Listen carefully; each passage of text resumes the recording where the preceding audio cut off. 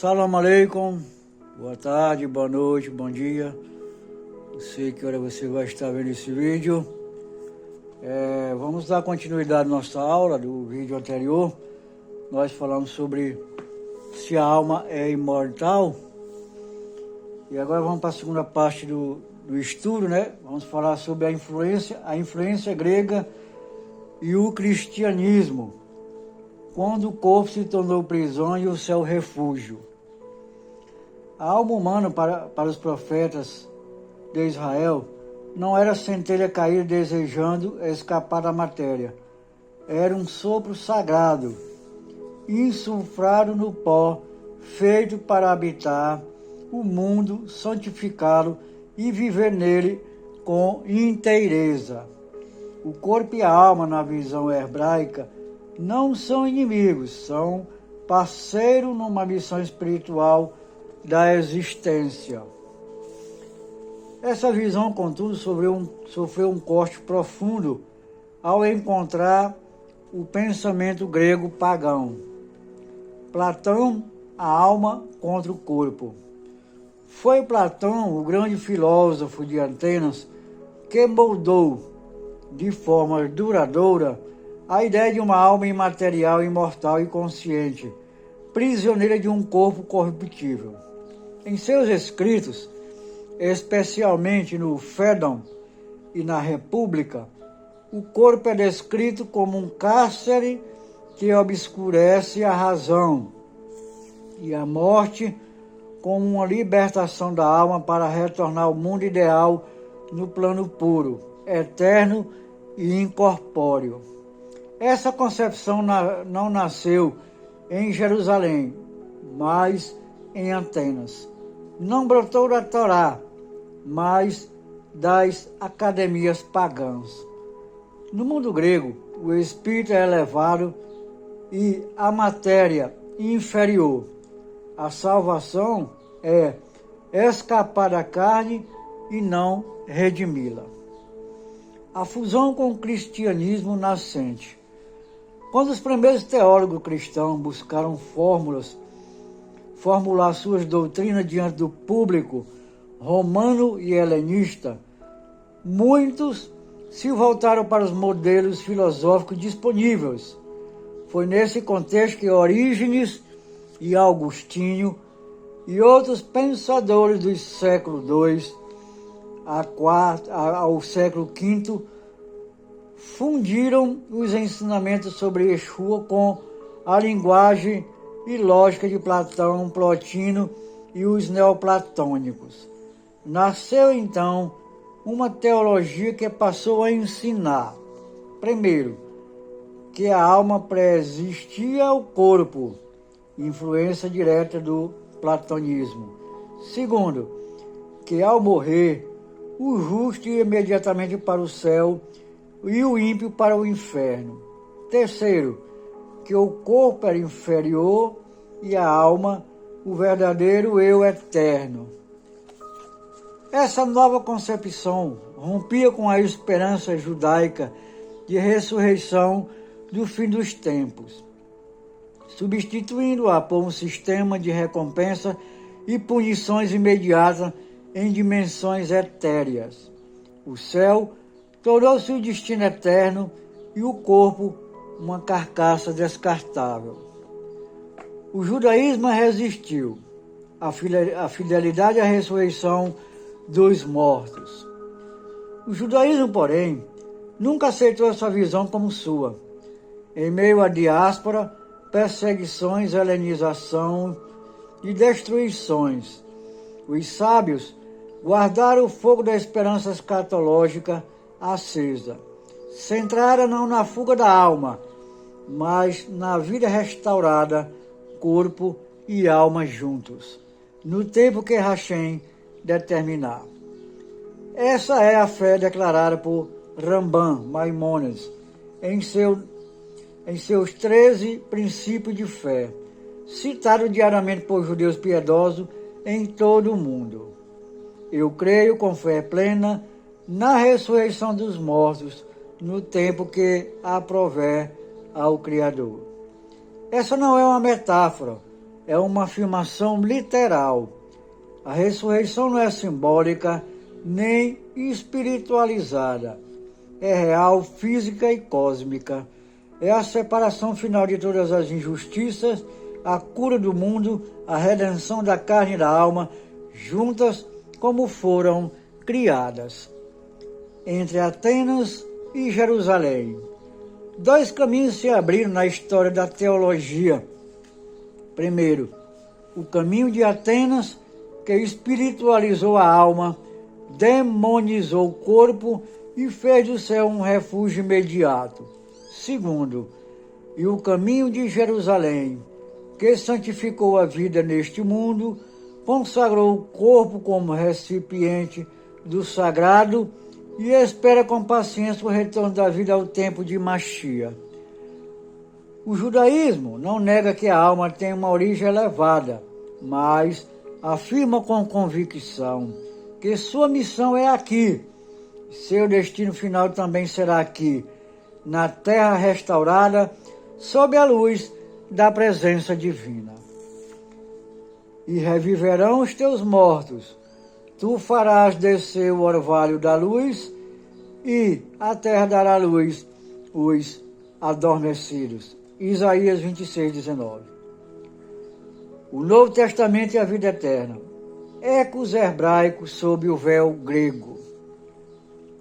À medida que o pensamento cristão foi desenvolvendo, especialmente nos séculos posteriores à destruição do Segundo Templo, surgiu com mais clareza uma nova ênfase à vida eterna no céu, como destino imediato da alma após a morte.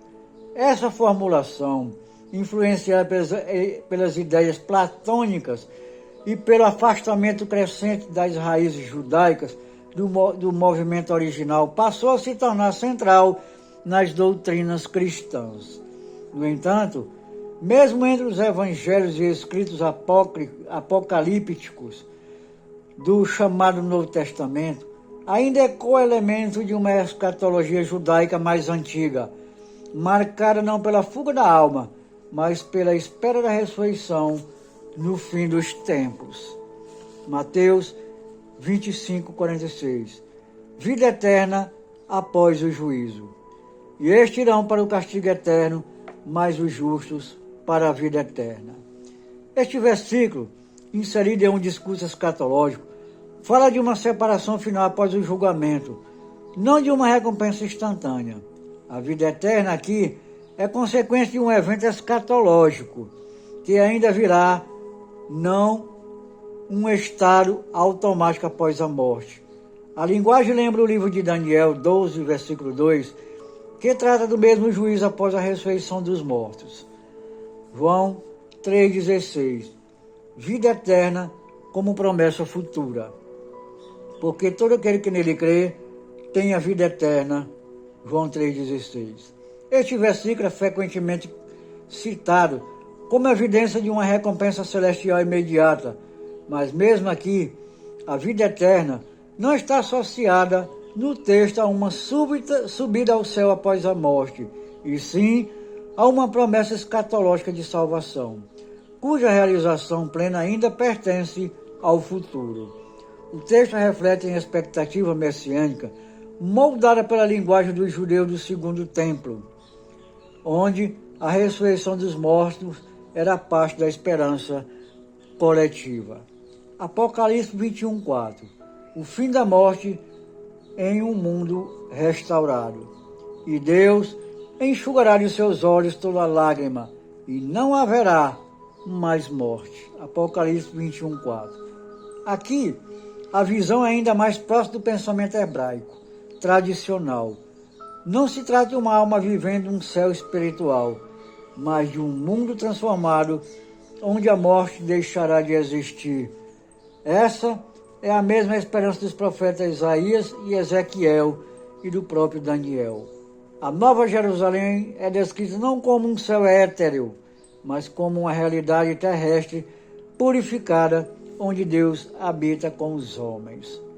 O que ensina o judaísmo rabínico?